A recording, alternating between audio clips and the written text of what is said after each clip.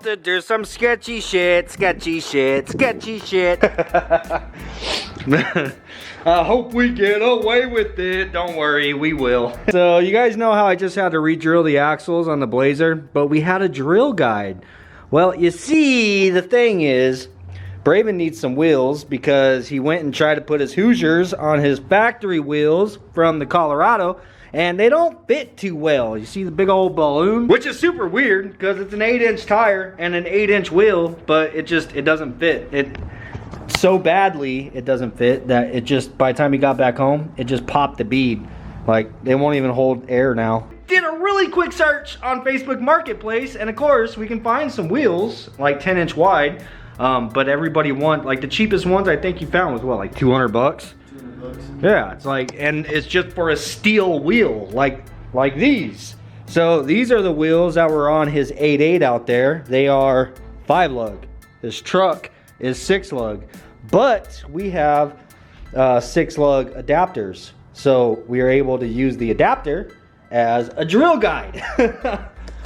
Well, it's not necessarily a drill guide, but you know, either way, we're gonna make it work, okay? We're re-drilling wheels today. We just gotta make sure to have them centered. The holes on this is the lug pattern of Braven's truck, not the studs. If you set that on here, there's no way to really center it. So that was my first plan of attack, is trying to figure out how to get this thing to be centered on there, right? And then we looked at it from the back. If you flip this thing over, this one's dirty. We had to clean the other one, but there's a lip here and there's a lip here, right? It's like meant to be, bro. So this thing is like beveled on the edges, and there is an inside raised edge right there. It literally fits inside of that like dead on perfect, to where you set it in there and it is freaking centered. And another thing is, one of the lug nuts actually lines up. So if you spin it and line one of them up, you can actually put a bolt in it. And then it's, for the most part, bolted down right in the freaking center. And then I went ahead and I clamped the opposite end. So this side is bolted. This side, I just went ahead and I clamped it down so that it's got even force. And now I'm trying to figure out how to center the hole that we have to drill. And for that, we started going through all of our sockets and found a socket that fits inside of that hole nice and snug, right? And then I'll have a pilot hole. So this is gonna be the first hole that we drill, and that fits inside of that socket. So now we know that that is going to be perfectly centered. So whenever I go around, I'll drill my pilot hole on all 6, pull it out, and then we'll have a pilot hole to drill our larger hole, and with the pilot hole it'll make it go centered, you know what I'm saying? So that's the plan of attack. Now only thing left to do is actually attack.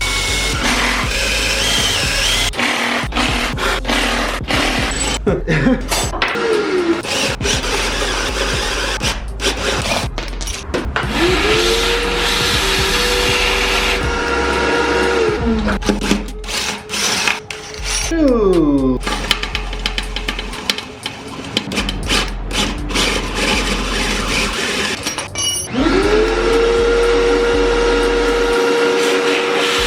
I always freaking do this to myself, man. I have a perfectly good workbench, but yet I'm down here working on my knees. Like, put it on the bench. I wish you guys could feel how absolutely perfect this is, dude. This socket fits so snug inside of here. So the hole on this spacer is 5/8 of an inch. This socket, the outside diameter, is exactly 5/8 of an inch. So that fits in there nice and snug. And this is a 3/8 pilot bit that I'm using, and the pilot bit fits perfectly snug over the socket. So like, I think I'm explaining this because I know a lot of people are probably gonna talk shit and say, oh, that's dangerous, all this and that. But you know what? You're right. Don't try this at home.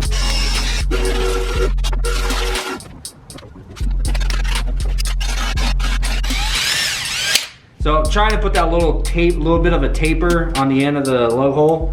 So there's a little bit of a taper to it, you know?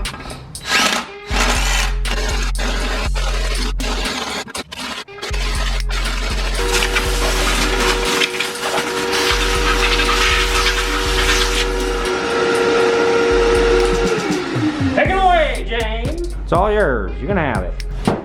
Dun dun dun. We're hoping that this thing is gonna fit on his truck with it on a jack at least. It should. Oh yeah, you got plenty of space. Boy, you're gonna like the look of this off-road wheel on your truck. You're like, damn it, now I wanna lift it up. High key, I do want to lift it up now. Bro, I mean, that's a good looking tire. Is that a mud? Oh, that's a mud terrain. That's why. Mud terrains look so much more aggressive. Well, they are a lot more aggressive than all terrains. Throw the lug nuts on it. Make sure it's gonna. Oh, this thing ain't gonna go all the way down.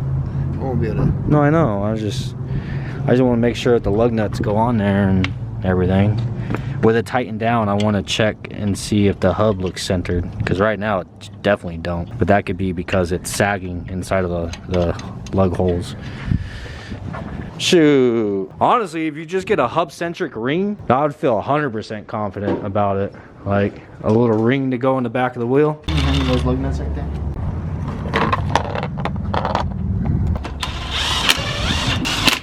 What do you think?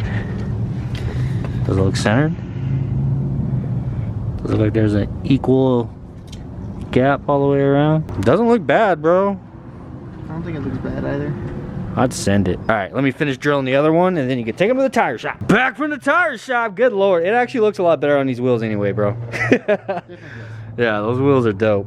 So hopefully our new lug pattern works out. We're going to throw them on a truck right now, and you can take it for a drive and see if it's got wheel hop. It already has wheel hop. I'm sure it's gonna be fine, dude. Those holes look really good. Visually looking at it, they are like dead centered. I'm gonna bevel this one a little bit more. So on that wheel, I came up with a new process of beveling.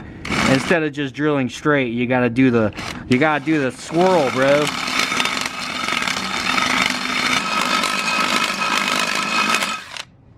How much did you pay for that 8.8? $200. Shoot. It already, like, just now that you could actually use the wheels that came off of it, yeah. It's even better of a deal.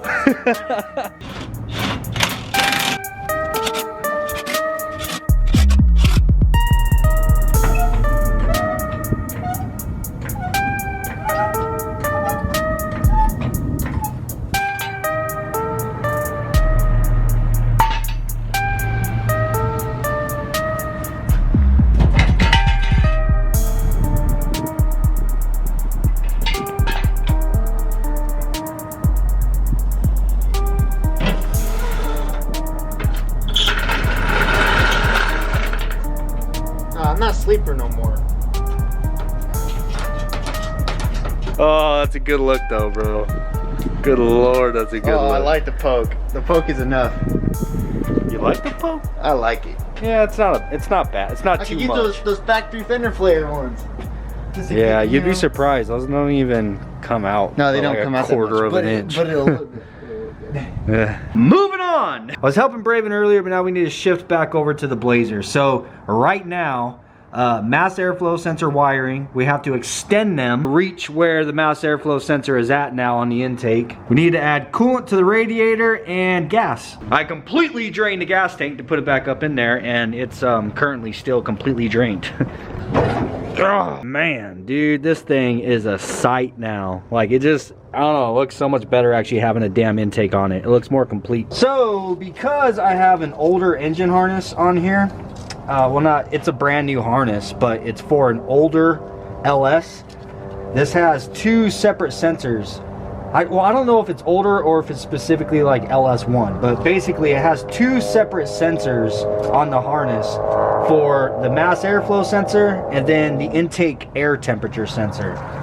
But the new style, they're built into one. So I had to run a conversion. So where my harness is two sensors, mass airflow and then intake air temp, the sensor that I have on the truck is a 5-pin, and they're built into one. So the intake air temp is built into the mass airflow sensor. So I had to run this conversion harness. So what I'm gonna do is just simply extend this conversion harness. So these two sides still have to plug in right there, but then that 5-pin has to plug in all the way over here. So I probably need to add about 1.5 feet, 2 feet. I don't know, I'm gonna measure it, but that's simple enough.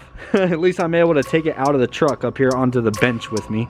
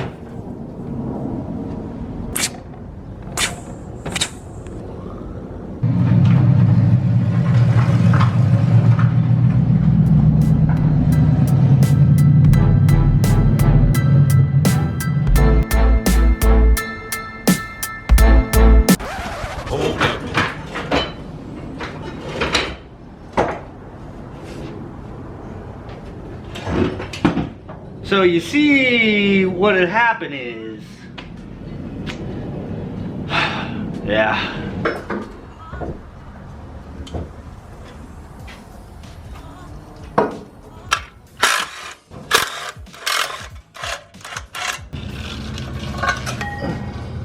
The truck was pushing through the clutch, man. So basically the clutch was slipping. I have no idea why. It's a brand spanking new clutch. I was thinking, I'm under the impression that maybe I have too many shims back here. But at the same time, I measured it right now. And so you take a straight edge. You got to put a straight edge across the transmission here. This is where it bolts up to the engine. You know what I'm saying? And then you measure from this distance right here to the throwout bearing. And then you go down there and you measure from the teeth of the pressure plate to the block. And that measurement was 3 5/8. I mean, there was enough that you can probably like fit a piece of paper in between. Like, it was dead on, like right where it needs to be. So I don't know. I took the clutch out and I went ahead and I warrantied it, but it wasn't, I should have showed you guys before I took it down, but the material, like, you could tell it was used, but it wasn't like crazy worn down. It had just about the same amount of pad material as this brand new one. So I don't know. I'm gonna put the clutch back in. I'm thinking I'm gonna go ahead and pull a couple of these shims out, and then fingers crossed that does it. All right, new clutch is installed, got everything torqued down. So I'm trying to just move through this, bro, because we've already done all this. But I am having a problem, so I want to hopefully solve this problem. Maybe it might help one of you guys one day. So from the teeth on the pressure plate right now, this measurement from right here to the flat surface of the block where the transmission bolts up is 3 inches and 5/8. So 3 5/8 of an inch. I had to put a straight edge across here and then measure with a measuring tape and all that. So now coming up here to the transmission, you put a straight edge across the housing, the bell housing here, and then measure to the flat surface of the throwout bearing. And this is with the throwout completely compressed. So this is as far as it goes. Now it is at 3 3/4 of an inch, where before it was at 3 5/8. I removed 2 of the shims that I had in there. So I think that's what was going on, is that the throwout bearing was too close. I had too many shims and it wasn't allowing the pressure plate to completely depress, you know what I'm saying? So it wasn't applying all of the pressure onto the clutch that it should be. It's gonna leave us with 1/8 of an inch gap between the throwout bearing and the teeth on the pressure plate. Hopefully that's good enough, man. I kind of feel like I might ought to take a whole nother shim out, but they recommend that you should have between 1/16 to 1/8 of an inch gap between there. So my pedal the entire time inside of the Blazer, the engagement point has always been like all the way up at the top. So it's like you're letting out the clutch all the way and then it's like right at the end is whenever it finally engages. So I think that's been the problem like the entire time, is that I just haven't had full engagement of the clutch. And I did notice the first time I put the transmission in that it seemed like no matter what I did, I couldn't get the casing, I couldn't get the bell housing to sit up against the engine block. No matter what, there's a little bit of a gap that I had to tighten the bolts to suck it up. So yeah, I think it was just applying pressure on the pressure plate the entire time, which obviously made me wear my clutch a lot quicker. Well, it didn't really wear it, it glazed it. You know what I'm saying? The whole clutch was like shiny. I hope taking that 1/8 of an inch out is going to be enough. I almost feel like I should take another one out, but it is what it is, man.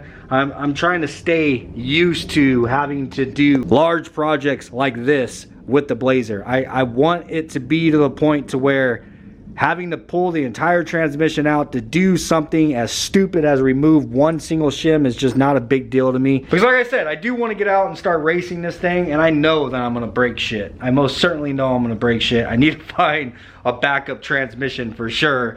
But anyhow, I'm gonna go ahead and get this thing stabbed in, and then we can go and try it out.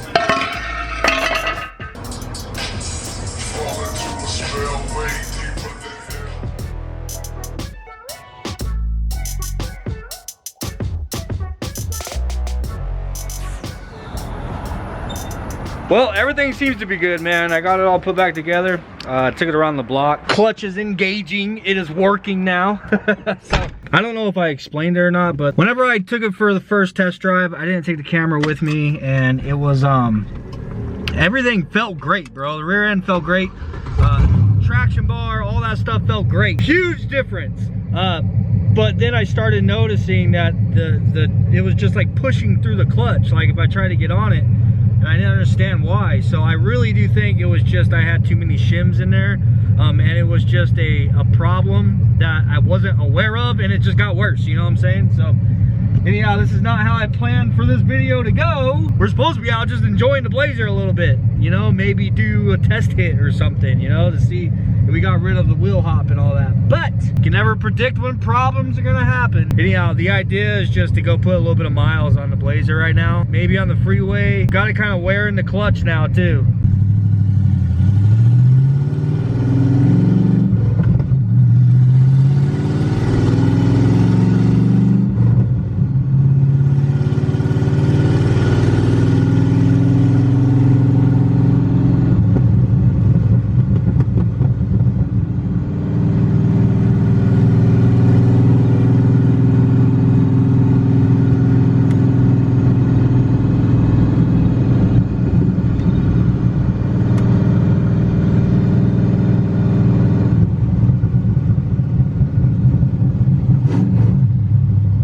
Take the freeway up for like just 1 mile, just kind of get on it a little bit. I didn't bring any GoPros, so if the footage is kind of shaky, my bad.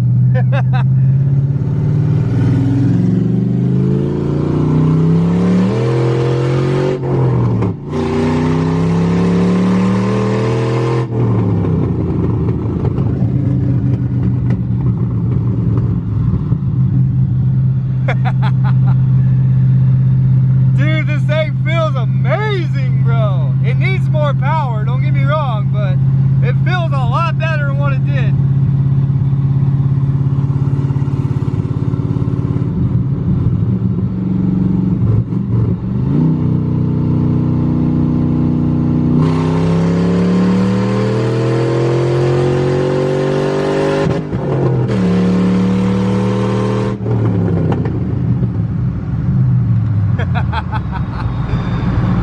Oh my God, dude.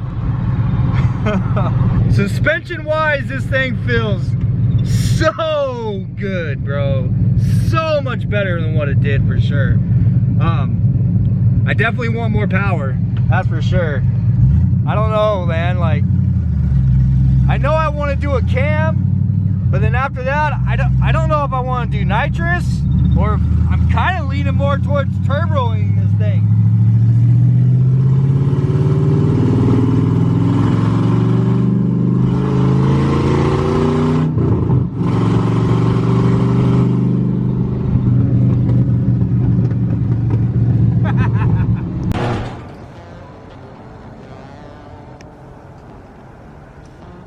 Well, back at the house, man. I put about, I don't know, like 15, 20 miles on it for now.